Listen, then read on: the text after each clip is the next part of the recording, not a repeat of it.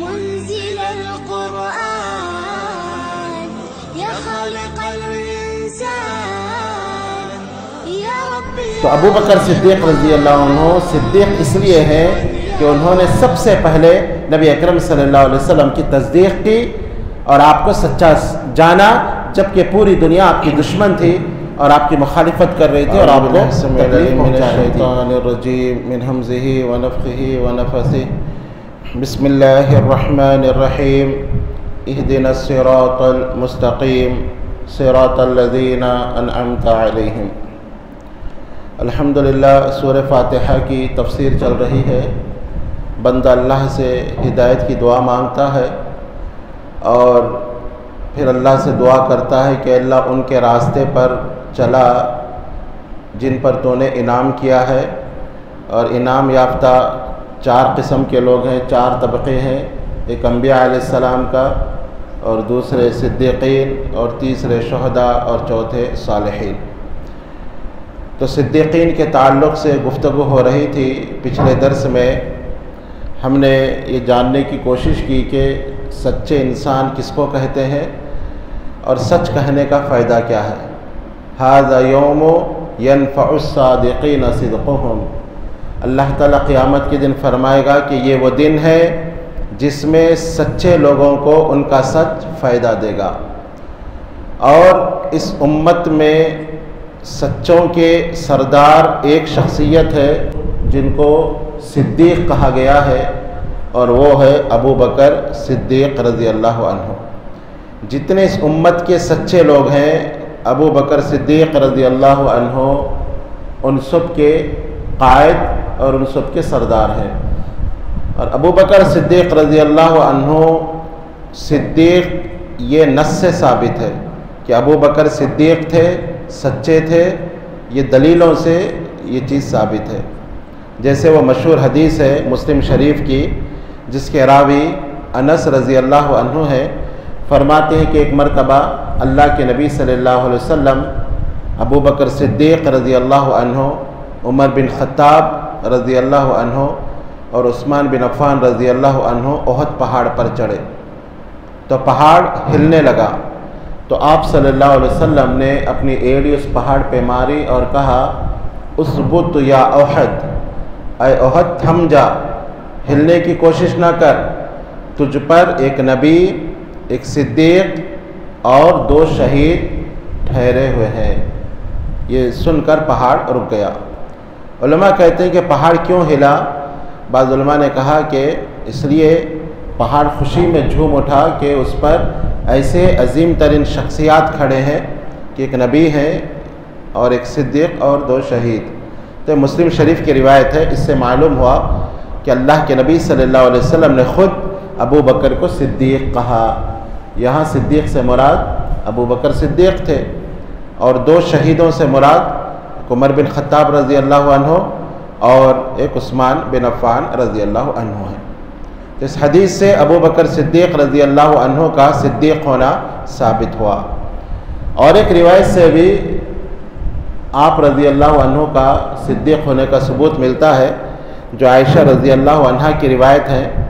فرماتی ہیں کہ جب اللہ کے نبی صلی اللہ علیہ وسلم کو معراج ہوئی اور آپ صلی اللہ علیہ وسلم صبح میں معراج کا واقعہ لوگوں کے سامنے بیان کرنے لگے تو ابو جہل کو موقع ہی مل گیا کہ کیسے ایک رات ایک انسان بیت اللہ سے بیت المقدس پھر وہاں سے 7 آسمانوں کی سیر کر کے واپس آ جائے، جبکہ بیت اللہ سے بیت المقدس کی مسافت آنے جانے کا راستہ کم سے کم 6 ماہ کا راستہ ہے. اگر تیز سواری پر بھی کوئی اگر جائے تو کیسے ایک رات میں کوئی انسان آ سکتا ہے؟ اس کو موقع مل گیا اور وہ ابو بکر صدیق رضی اللہ عنہ کا انتظار کرنے لگا. جب ابو بکر صدیق رضی اللہ عنہ تشریف لائے تو اس نے کہا کہ ابو بکر تم ایک عقل مند انسان ہو، ذرا یہ بتاؤ کہ یہاں سے اگر کوئی انسان بیت المقدس جا کر آئے تو کتنا وقت لگے گا؟ انہوں نے کہا کہ 6 مہینے کا عرصہ. تو کہا کہ تمہارے ساتھی کہتے ہیں کہ وہ راتوں رات بیت المقدس جا کر بھی آ گئے ہیں، تم یقین کرو گے؟ تو ابو بکر صدیق رضی اللہ عنہ نے کہا کہ اگر محمد صلی اللہ علیہ وسلم کہتے ہیں تو اس پر میرا ایمان ہے، میں یقین کرتا ہوں. بلکہ میں تو روزانہ اس سے بڑی بات پہ یقین کرتا ہوں کہ 7 آسمانوں کے اوپر سے فرشتہ وحی لے کر آتا ہے، میں اس کی تصدیق کرتا ہوں۔ تو اس دن سے ان کا لقب صدیق پڑ گیا۔ اور ابو بکر صدیق رضی اللہ عنہ کو ایک ایسا اعزاز حاصل ہے کہ دنیا کا کوئی انسان ان کے درجے کو نہیں پہنچ سکتا۔ وہ اعزاز یہ ہے کہ انہوں نے سب سے پہلے نبی اکرم صلی اللہ علیہ وسلم کی تصدیق کی۔ بخاری کی ایک روایت ہے جس کے راوی ابو دردہ رضی اللہ عنہ ہے، فرماتے ہیں کہ ایک مرتبہ ابو بکر صدیق رضی اللہ عنہ اور عمر بن خطاب رضی اللہ عنہ میں کچھ جھگڑا ہو گیا، کچھ باتیں ہو گئی۔ ابو بکر صدیق رضی اللہ عنہ کو احساس ہوا کہ غلطی ان کی تھی، تو انہوں نے عمر رضی اللہ عنہ سے کہا کہ غلطی میری تھی، تم مجھے معاف کر دو۔ عمر رضی اللہ عنہ نے کہا کہ نہیں، میں معاف نہیں کرتا۔ انہوں نے 2-3 بار عاجزی کی۔ دیکھیے صحابہ کے دل کتنے صاف تھے کہ فوراً وہ معافی مانگ لیا کرتے تھے۔ احساس ہو گیا کہ میں نے زیادتی کی تو فوراً وہ معافی مانگنے لگے۔ لیکن آج ہمارا معاملہ کیا ہے؟ غلطی تھوڑی سی ہو جائے سالوں گزر جاتے ہیں، معاف کرنا تو دور کی بات ہے، ایک دوسرے کا چہرہ دیکھنا پسند نہیں کرتے، بات کرنا پسند نہیں کرتے۔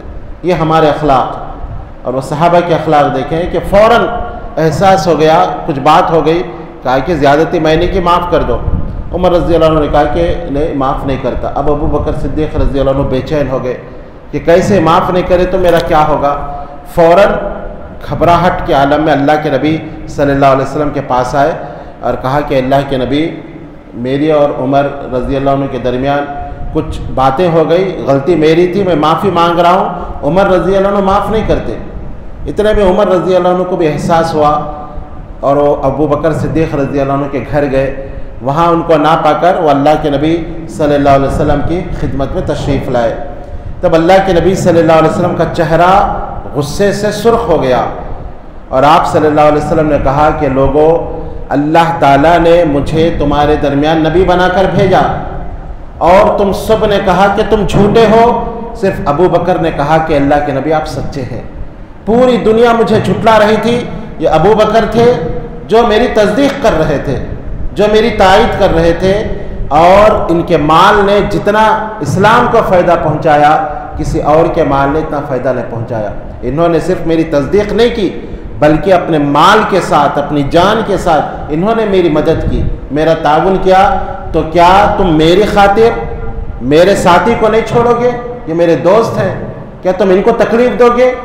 میرے لیے کیا تم ان کو نہیں چھوڑو گے، ان کو معاف نہیں کرو گے؟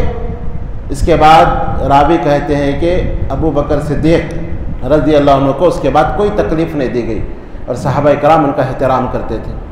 تو ابو بکر صدیق رضی اللہ عنہ صدیق اس لیے ہے کہ انہوں نے سب سے پہلے نبی اکرم صلی اللہ علیہ وسلم کی تصدیق کی اور آپ کو سچا جانا، جبکہ پوری دنیا آپ کی دشمن تھی اور آپ کی مخالفت کر رہی تھی اور آپ کو تکلیف پہنچا رہی تھی۔ تو یہ جو اعزاز ہے ابو بکر صدیق رضی اللہ عنہ کا، دنیا کا کوئی انسان اس درجے کو نہیں پہنچ سکتا۔ اس طرح عورتوں میں سب سے پہلے آپ صلی اللہ علیہ وسلم کی تصدیق کرنے والی آپ کی بیوی خدیجہ رضی اللہ عنہا ہے، اور ان کے اس عمل پر ان کا بھی مقام بہت بڑا ہے۔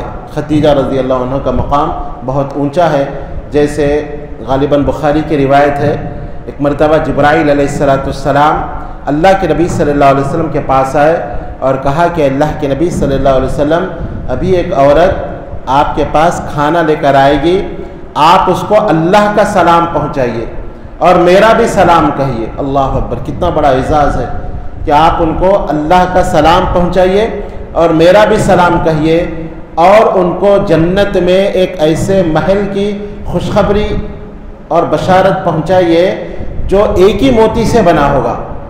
وہ موتی کتنا بڑا ہوگا، کتنے میل پر پھیلا ہوگا، یہ اللہ ہی بہتر جانتا ہے۔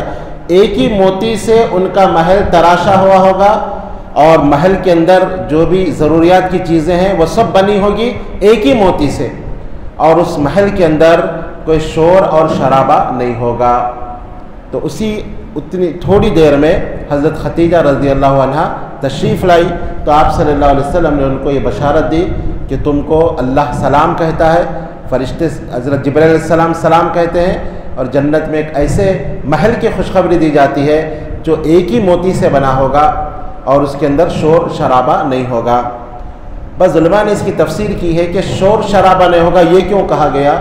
یہ اس لیے کہ حضرت خدیجہ رضی اللہ عنہا نے کبھی اللہ کے نبی صلی اللہ علیہ وسلم کے سامنے اپنی آواز کو بلند نہیں کیا، کبھی شور نہیں کیا۔ اتنا وہ اپنے شوہر کا احترام کرتی تھی کہ کبھی نبی کے سامنے اپنی آواز کو اونچا نہیں کیا، بلکہ ہمیشہ اپنی آواز کو پست رکھتی تھی۔ تو اللہ تعالیٰ نے اس کا بدلہ دیا کہ ان کو ایسا محل دیا گیا جس میں شور اور شرابہ نہیں ہوگا۔ اب آپ یہ پوچھ سکتے ہیں کہ وہ تو اللہ کے نبی تھے، اس لیے انہوں نے اپنے شوہر کا احترام کیا اور اپنی آواز کو بلند نہیں کیا۔ تو نہیں، ایسی بات نہیں ہے، بلکہ 15 سال تک وہ نبی بننے سے پہلے بھی اللہ کے نبی کی بیوی تھی۔ نبی اکرم صلی اللہ علیہ وسلم 25 سال کی عمر میں خدیجہ رضی اللہ عنہ سے نکاح کیا اور 40 سال کی عمر میں آپ صلی اللہ علیہ وسلم کو نبی بنایا گیا۔ یہ 15 سال کا جو عرصہ تھا، اس عرصے میں بھی خدیجہ رضی اللہ عنہا اپنے شوہر کا اتنا احترام ان کے اندر تھا، شوہر کی اتنی تعظیم تھی کہ کبھی انہوں نے اپنے شوہر کو تکلیف نہیں پہنچائی اور کبھی اونچی آواز سے انہوں نے گفتگو نہیں کی۔ یہ ایک عورتوں کے لیے، ہماری عورتوں کے لیے، اس امت کی عورتوں کے لیے ایک مثال ہے خدیجہ رضی اللہ عنہا کہ کیسے وہ اپنے شوہر کا احترام کرتی تھی اور ان کے سامنے وہ اونچی آواز سے گفتگو نہ کی۔ تو اللہ تعالیٰ نے بھی ان کو یہی بدلہ دیا کہ جنت میں ایک ایسا محل جس میں شور اور شرابہ نہیں ہوگا۔ تو یہ 2 صدیق تھے اس امت کے، ایک ابو بکر صدیق اور ایک خدیجہ صدیقہ طاہرہ رضی اللہ عنہا۔ تو انشاءاللہ یہ صدیق جو دوسرا طبقہ ہے اس کی تفسیر مکمل ہوئی۔ کل کے درس میں جو ہدایت یافتہ تیسرے لوگ ہیں جن کو شہداء کہا جاتا ہے، ان کے تعلق سے گفتگو ہوگی کہ شہید کس کو کہتے ہیں اور ان کا مقام کیا ہے۔ اللہ تعالیٰ سے دعا ہے کہ اللہ تعالیٰ صحیح معنوں میں قرآن کو سمجھنے اور اس کے مطابق زندگی گزارنے کی توفیق عطا فرمائے۔ آمین یا رب العالمین، وآخر دعوانا الحمد للہ رب العالمین۔ يا منزل القرآن يا خالق الإنسان يا رب يا